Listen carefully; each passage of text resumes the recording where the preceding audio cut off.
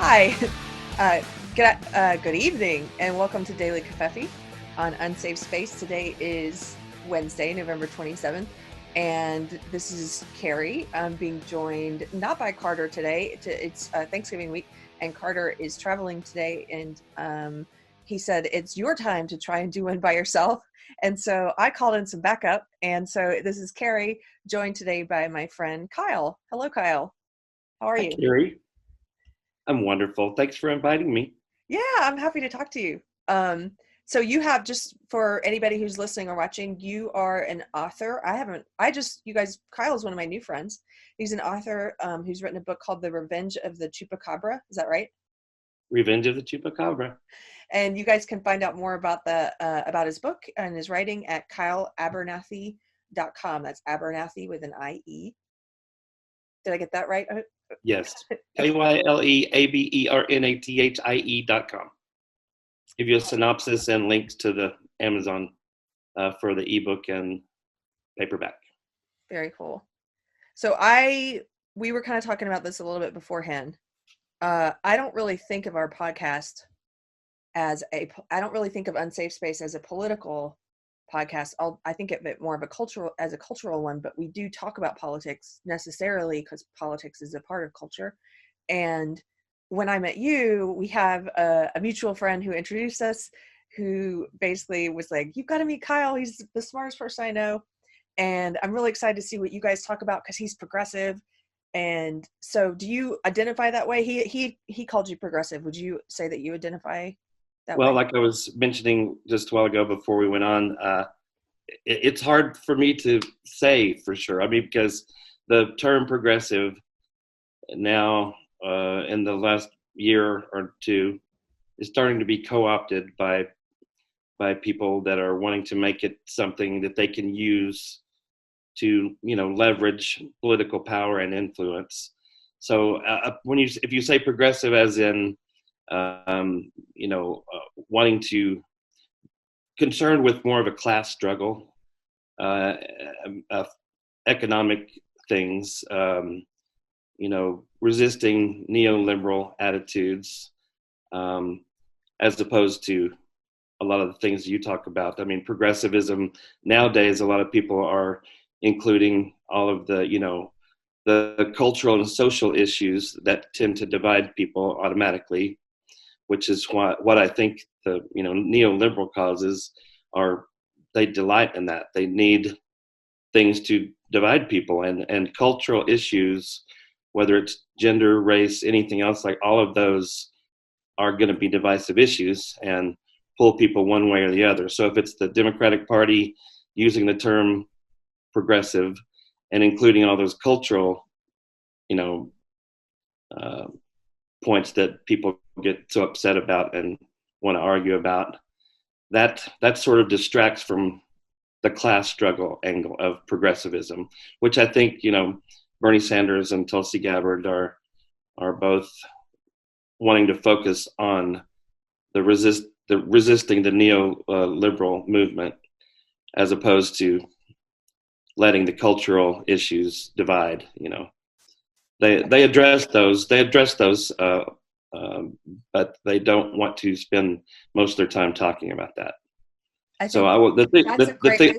They want to talk about the things that I would say they are more interested in talking about the things that unite us, the problems that we all have, or most of us have. Absolutely, and common issues that even conservatives, Republicans, libertarians can agree on, as such as non-interventionism, or just mainly getting out of regime change wars and staying out of them.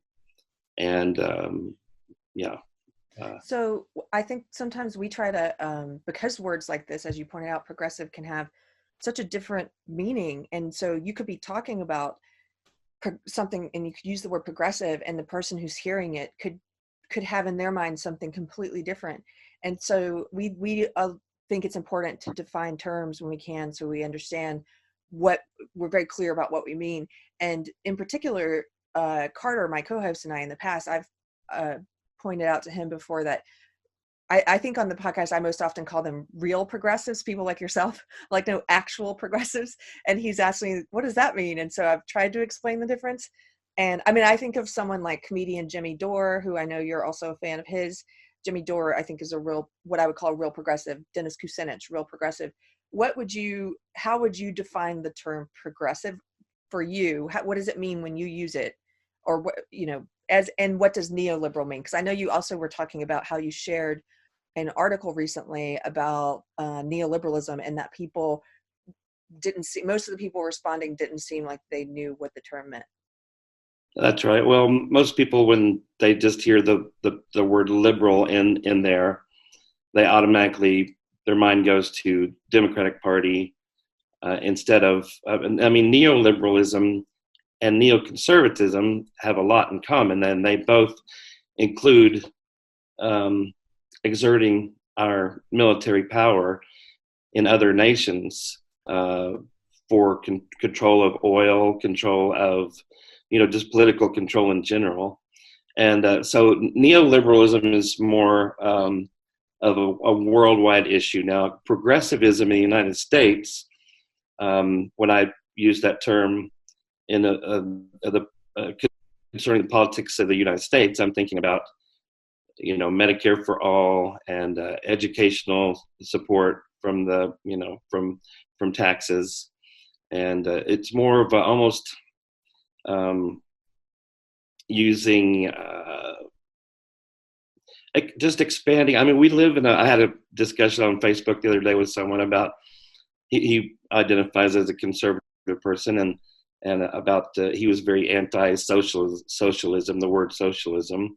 And I was just trying to explain that we do live in a democratic socialist society now, as far as, everywhere our taxes go, to the military, to the roads, schools, libraries, trash collection, everything. So adding Medicare for all, and maybe free college, things like that, for those are sort of just expanding what we already have, which is a democratic socialist society. Democratic socialist meaning that, private businesses still exist, but they're not. Those private businesses are not subsidized by the government. The government subsidizes public works, things that concern us all: our health, our roads, our schools. So neoliberalism, when I use that term, or when I'm discussing that, I'm thinking more on a global scale, as far as the IMF, the World Bank, and the Federal Reserve, the way they control the economics of the world that affect us all. So And when then I think of, when I go ahead. well, but progressivism in the United States, I think more of basically what Bernie Sanders is trying to do is just get people covered on with health insurance um, through the government, like Medicare works, but just making it for everybody. Now, the discussion about details about that's you're going that's a big subject. I don't know if you want to go into that Well, area. in progressivism, now that's something I know my co-host Carter, who's not here, would definitely is opposed to. But I think something he would, and he is more of an anarcho-capitalist libertarian, if I'm getting that right.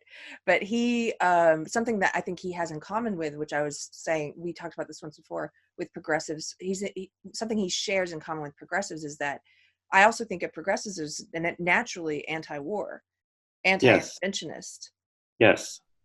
And so, Yes, and that's what I'm saying. The DNC, the Democratic Party right now, is trying to co-opt the term progressive to take power away from it, so that they can use it to include all the social issues that divide, a lot of things that y'all talked about, the social and cultural issues of gender, race, things like that, as opposed to a class struggle, which is the way I think Bernie sees it more, as a class struggle.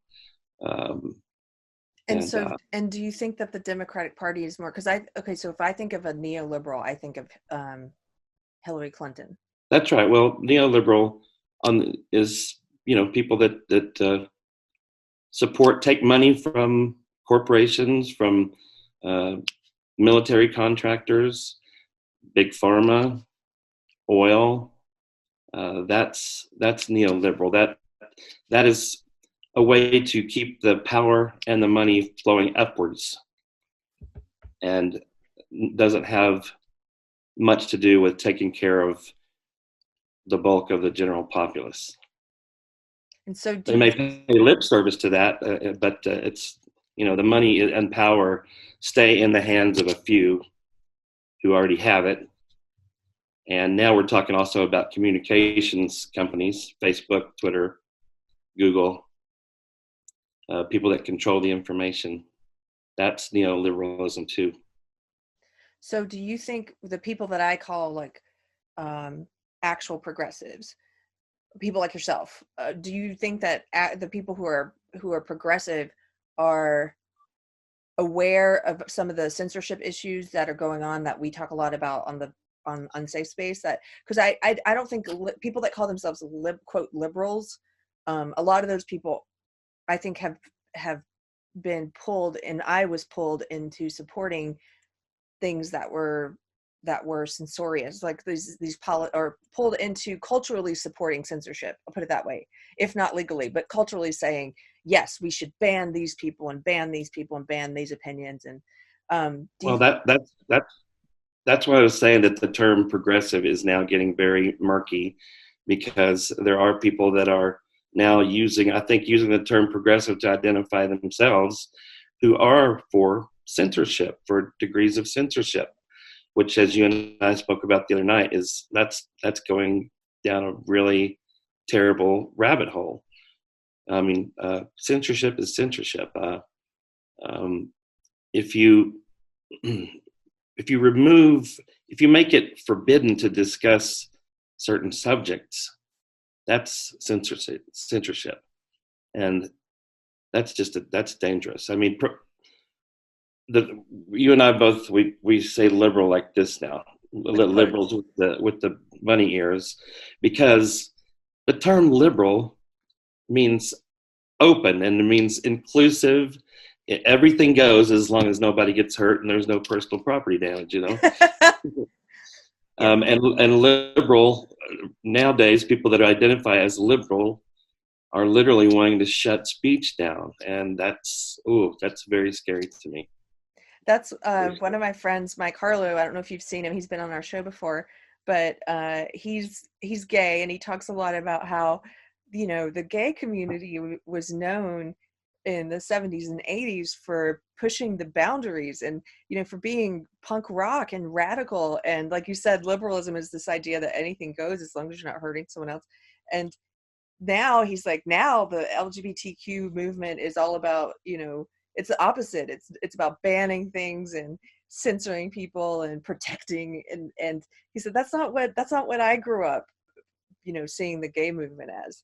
It's like, Well, it's the worst kind of irony, because I mean it's illiberal. It's not liberal. It seems very conservative to me.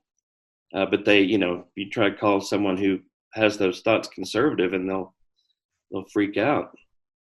well, okay, They so don't. what do you think is behind, speaking of calling them conservative, this is this is something I just saw. I was watching a video I was watching a video the other day. I think it might have been a Tim Pool video. Yeah, it was. He was talking about the Washington Post just ran a story call, and and then the headliner, it was, oh, Barack Obama is a conservative.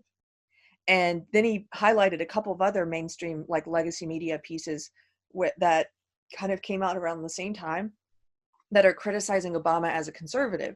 And I think they're doing this because he's recently started criticizing this sort of SJW authoritarian leftist kind of culture. He started call out culture.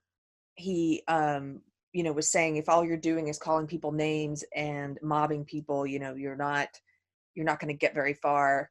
And he's sort of been cautioning against going too far left. And by left, I don't think he means don't go to the progressive area, I think he means enough with this divisive, like this divisive identity politics, cultural leftism. And so did you see those articles, and what do you think about that characterization of him as a conservative? Well, I did see, I read the Washington Post article, and I've seen some of his, I guess, press conferences or where he's been talking like that.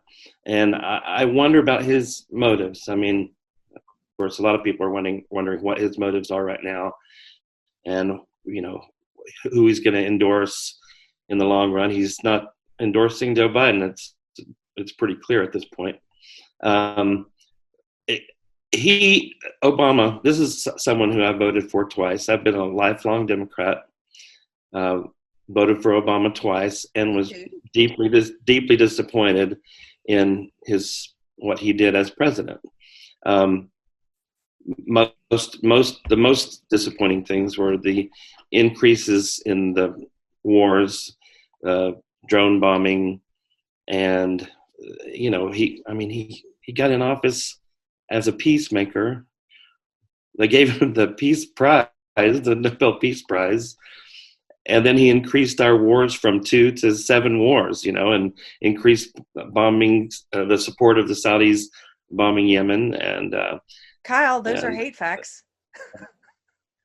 And took and the CIA and the U.S. pretty much organized the overthrow of Gaddafi in Libya, and that ended up being a mess now. And they tried the same thing in Syria, still working on that one.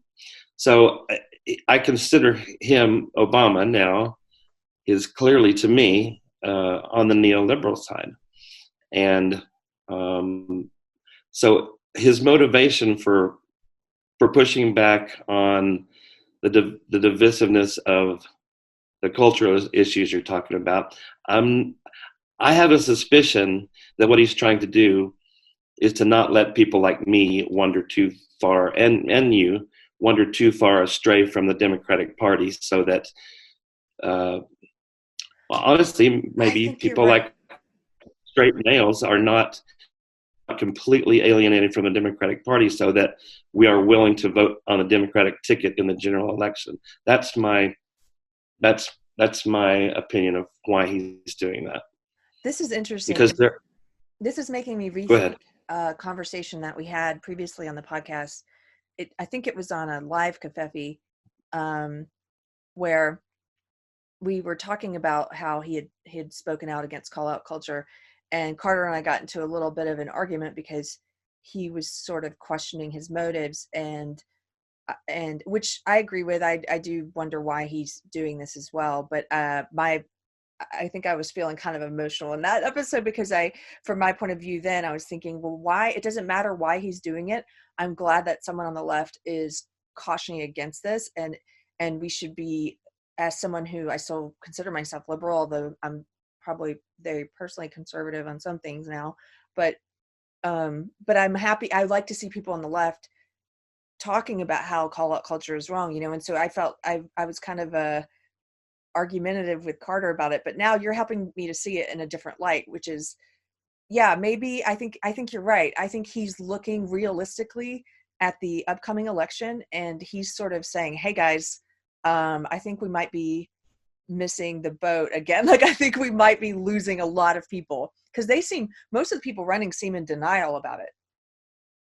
Well, I would like to think that he was saying those things because he really meant them, and it really concerned him that was dividing people. But in the last, I've gotten so much more cynical in the last 2 or 3 years me too. Since the Democratic Party handled that campaign like they did. What do you mean? Can you clarify for people? What do you mean? When you say handled it like they did, are you talking about how they rigged the primaries and installed a neoliberal corporatist as the nominee instead of someone who could have united a populist move behind the Democratic Party, where populist movements should be workers' movements, instead of letting Trump have the populist movement coalesce behind him, using the what I consider harmful methods, sparking xenophobia and things like that. But Obama has got to, certainly aware of how much of an influencer he is and how much his words hold power with everyone in the DNC, and especially, you can't win, the DNC cannot win an election without the Black support. So that's got to be a consideration too. So I would, like I said, I would love to think that he actually feels those things as far as feels the regret that those issues divide people. But I can't not also realize that he's trying to influence people by keeping them in the party, or keeping them at least willing to vote on election day. To pull that lever, yeah. That's interesting. Well, so I was a Bernie voter, were you? Yes. Yeah. Except when they screwed him over, I did not vote for Hillary. I voted for Jill Stein. I wrote Jill Stein, voted for Jill Stein. Yep. Well, we're pretty similar then, because I voted for Bernie, and then I was conflicted. I was going through this change because I was a committed, what I call SJW, for a long time. I preached all these new definitions of terms. I was like an evangelist for the ideology, and I was undergoing this change in the way I looked at the world and the way I looked at that, what I thought was progressivism. Like you're saying, the way it gets misused, I thought I was simply a progressive and a liberal. And when I started to look at it differently and realize, wow, I've become a mouthpiece for censorship. I've become a mouthpiece for racism and sexism, and in the name of ending those things. And so I was undergoing this change in thought, and I voted for Bernie. And then partially because of what happened with the, like you said, I also felt like, I can't believe we're just going to let this coup happen. We're just going to let them take it, like give it to Clinton, essentially. Partially because of that, but partially because of the change I was undergoing. There was something in my gut that kept telling me I couldn't vote for Clinton, even though I fell into, I was believing all of the catastrophization that was happening, like the sky is going to fall, Chicken Little, if Trump gets elected, so I really believe that. And I would kind of go back and forth between, I need to vote for Clinton, I can't vote for her, I guess I'm going to vote for Stein. I need to vote for Clinton, I can't vote for her. And so I would flip-flop. And then I ultimately decided to vote Stein, but as an indicator of how little I cared, I had just moved to Texas and I didn't return my absentee ballot in time to California. So it's the first time I didn't vote for president. Well, I thought I was not going to vote for the first time in my life since I've turned 18.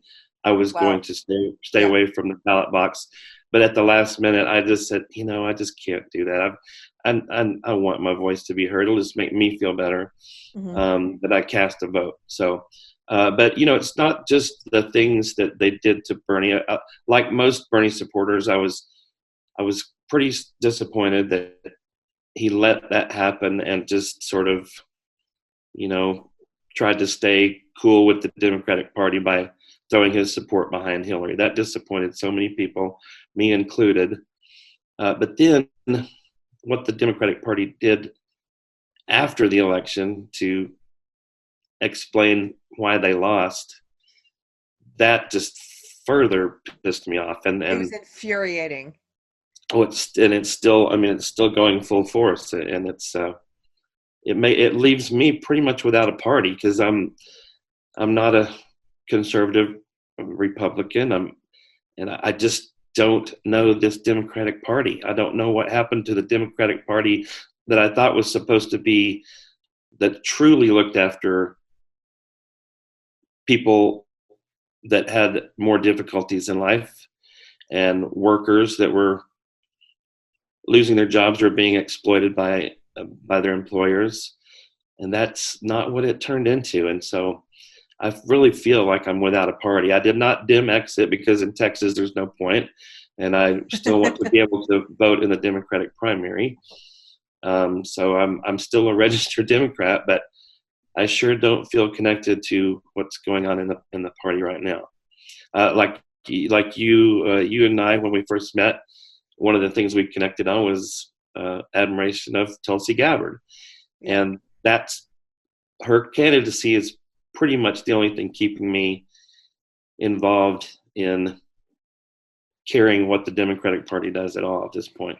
You know what's amazing about that too is I still have a foot in the SJW world. In that, I still am friends with some people who I would say wholeheartedly subscribe to that belief system that I used to subscribe to. And then also, I still follow a lot of people in that world, and a lot of people I used to work with, or entertainers who are in that world, and so I look sometimes the way they talk about Tulsi, it's kind of, I guess nothing should shock me at this point, but it's sort of shocking because they talk about her in the same way they talk about Trump.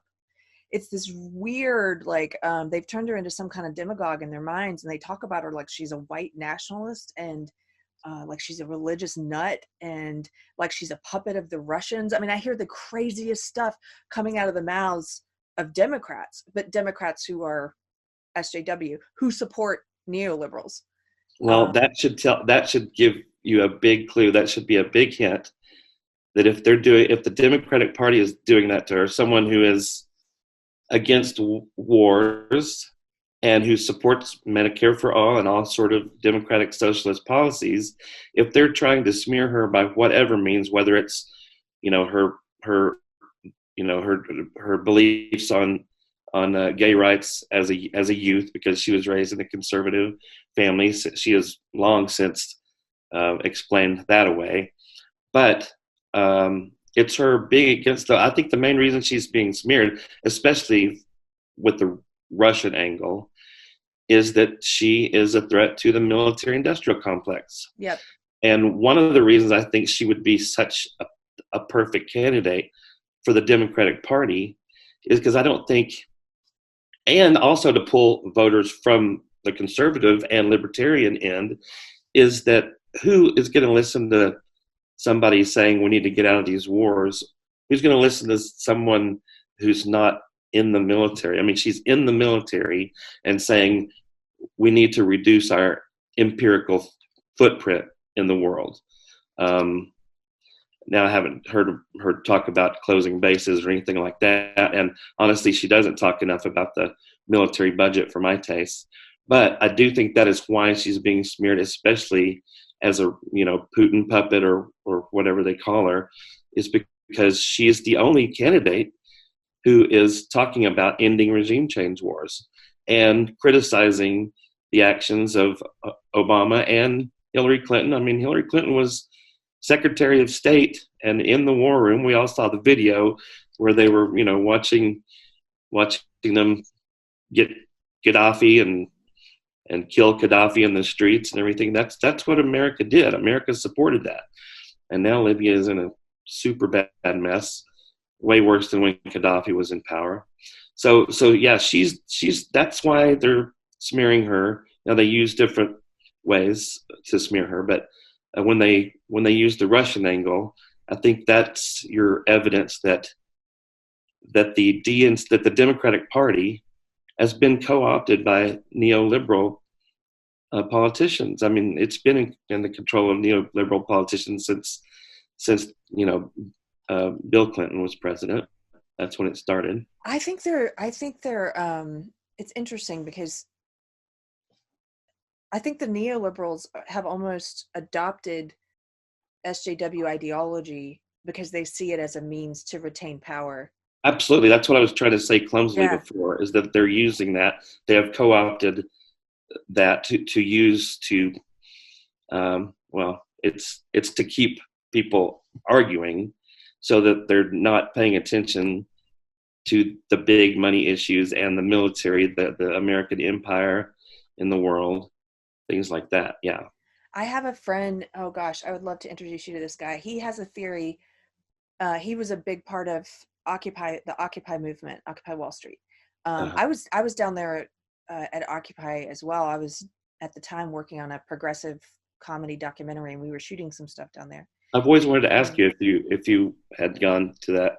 Yeah, we have a bunch of footage somewhere. We ended up scrapping that project, but we shot a lot of stuff there. And but I have this friend who was a big part of it, and he has a theory that he was saying, you know, Occupy was making progress, and it was in the news, and people were paying attention, and it was becoming a cultural flashpoint. And then all of a sudden, he said, from within, and now he has a much more insider perspective on Occupy than I do. He said from the inside, it just seemed like overnight that this intersectionality, identity politics stuff just crept in and killed the whole movement.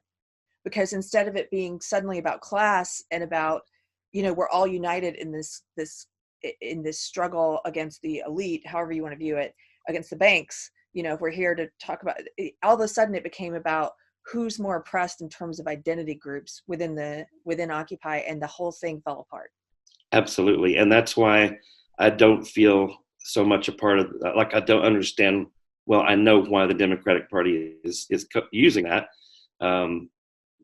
It's when I say neoliberal and neoconservative are connected, they're connected through the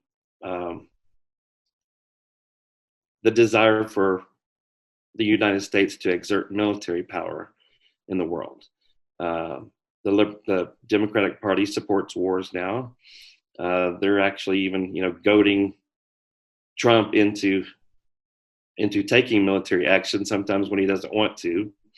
And I think, of course, his generals convince him that that's necessary too. Yeah.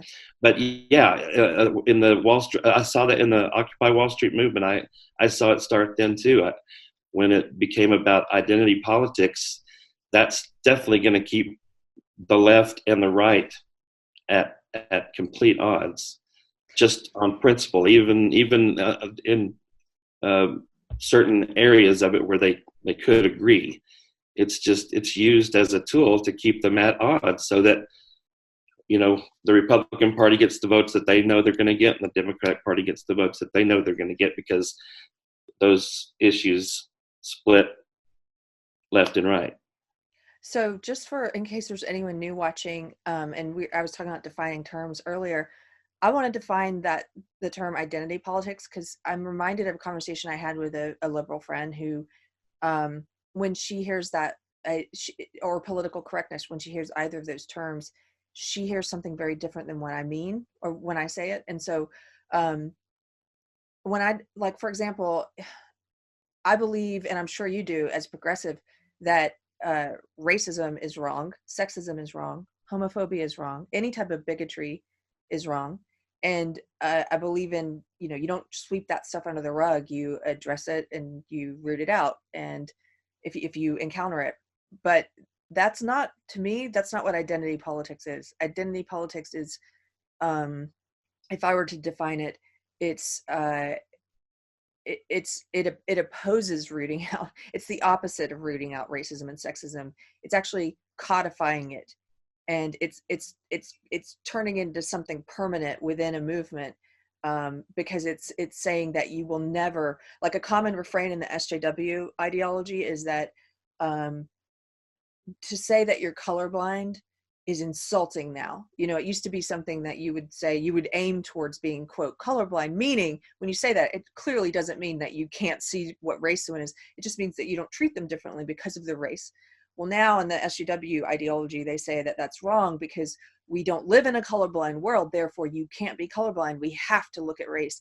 And so it's a way of saying, instead of rooting out and getting rid of racism and sexism, identity politics is a way of saying these things are infinitely important and they're always going to be important, and we have to lump people into identity groups and judge them based on those groups and treat them differently, because that's the way we stop that from happening. And it's like, that doesn't make any sense. Well, when you and I first met, we spoke about how those issues, race, gender, all the things that where someone is not being treated equally, that those things, you and I don't know how you were raised exactly, but I was raised to always believe there should be equality amongst all people, that you should never treat someone poorly for any reason. I mean, And so that was always just a given to me. Like when the term woke started being used, it was very frustrating to me because the people that were either referring to themselves or other people as woke, and that I was like, is this a new concept to you? I mean, that people should be treated equally and everyone Right. deserves the right to the same everything, the same opportunities, the same pay for the same work. The virtue signaling aspect of it was very frustrating because I was like, what were you thinking before? You people that are considering yourselves woke now, what were you thinking before? Does that mean you were sexist, racist, and being bullies to people that weren't like you before? I mean, to me, it should be a starting point. And like you said a while ago, you said it very well. When you see these bad things, then you should speak out against them. But with the identity politics and PC, whatever you want to call it, virtue signaling, it's kind of a guilty until proven innocent thing. It's instead of waiting to hear something that's blatantly sexist or racist, they're assuming that you're going to be sexist or racist before you even speak. Yes. And so they're seeking it out instead of calling it out when they see it.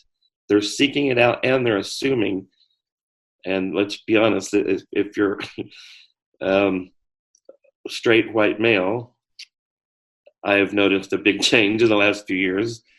You're automatically assumed to be all those things: sexist, racist. They make a lot of judgments about you. Judge it before you open your mouth. Yeah. Which is what they're fighting against, like looking at a person of another race and judging them because of the accident of their birth, like immutable characteristics. Like, yeah, I can't help it. I was born straight white male. Yeah. That's why I find it so hypocritical on this side of it. Now that I'm out of it, I can't believe I ever bought into it, but I did. I bought into it, and they get people to, it's almost like they manipulate your desire to do good, and it's hard to explain. It's also a thing that happens by degrees, because I didn't just jump into it wholeheartedly. They get you to accept one tenet, and then you start to accept another, and then one of the most important parts of it in terms of getting people to go out and behave this way, getting people to go out and make judgments and assumptions based on race and sex and sexuality, they get you to do it by getting you to accept these new definitions they've created, which are ridiculous. To say that you can't be that it's impossible to be sexist towards men or something, or impossible to be racist towards one particular, those things don't actually make any sense. But once you've accepted those things, then you're like, aha, it's like they give you this little out, so that you can now go out and push this thing without obviously realizing how hypocritical it is. Right. You know that expression, when all you have is a hammer, everything looks like a nail? Exactly. I was actually just thinking about that. Yeah. Yeah, that's exactly what, because they teach you to look, you're looking, it's almost like when I was in it, you have these glasses, and you're wearing these glasses all day, and they're your sexism, racism, homophobia glasses, and everything you're looking at is like, you're just scanning for it, and you're seeing it in places where it's not even there. You're automatically assuming that everything is going to be tinted in this way, and there are better glasses to wear. I think there are more accurate glasses you could wear in interpreting the world. I don't know whether to think of it as irony or hypocrisy, that idea that your wokeness literally makes you more biased and prejudiced.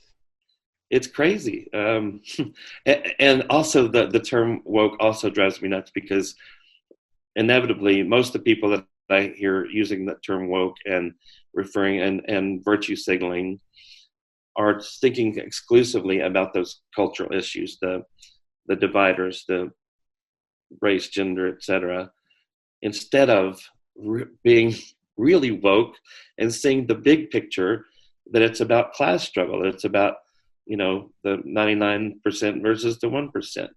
That is what I wish people were woke to, is that the people in power, the people with the most money and power and influence, they love virtue signaling, and they love PC, and they want censorship. I mean, they don't want people talking about the reality of the world economic situation, neoliberalism. You just reminded me of, so we have a book club, as you know, Unsafe Space Book Club. We just finished reading The Coddling of the American Mind by Jonathan Haidt and Greg Lukianoff.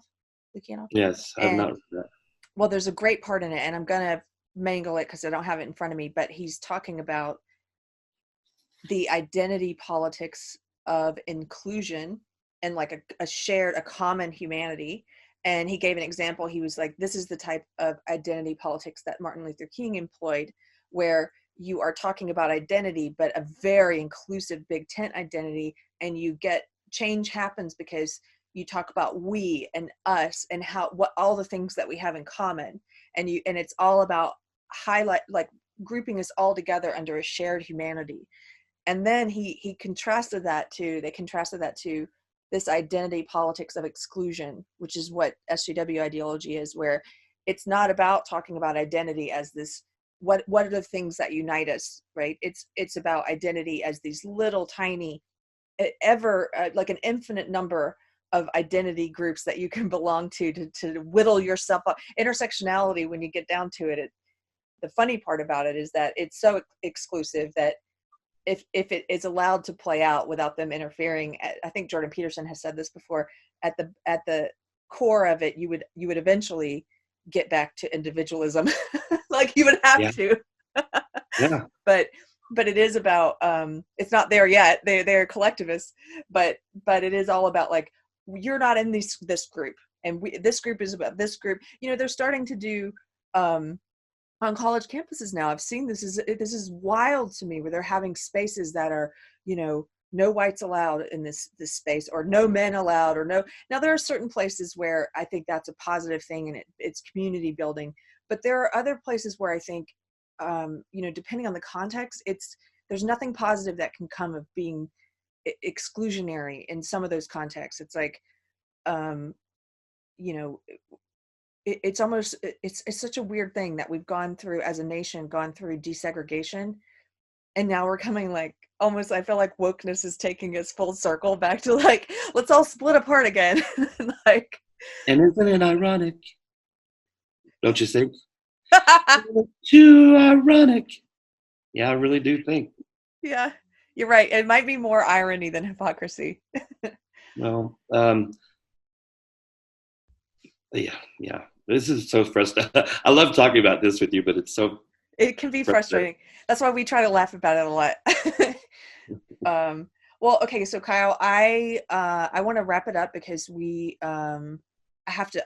It's kind of late, and I told Kyle, guys, before we started, he unfortunately is dealing with the most technologically challenged part of Unsafe Space. That's me, but I have to compress this video or something and get it to Carter so we can get it up before it's too late tonight. So I really appreciate talking to you. Maybe we can have you on sometime with me and Carter and do, I would love a format. I would really love that. Thanks for having me on. Yeah, thanks for coming. I guess this is my first webcast.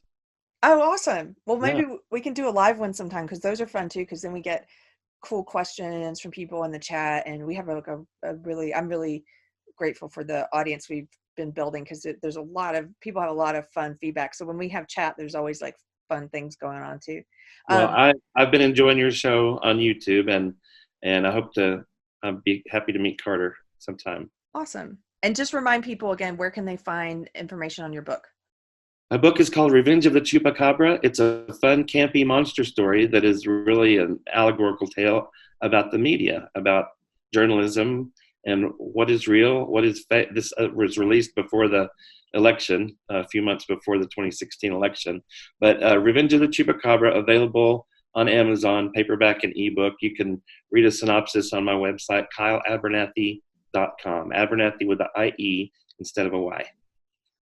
Cool. Thank you, Kyle. Have a good night. Maybe I'll see you later. You too. Thanks, Keri. Cool. Bye-bye. Bye bye.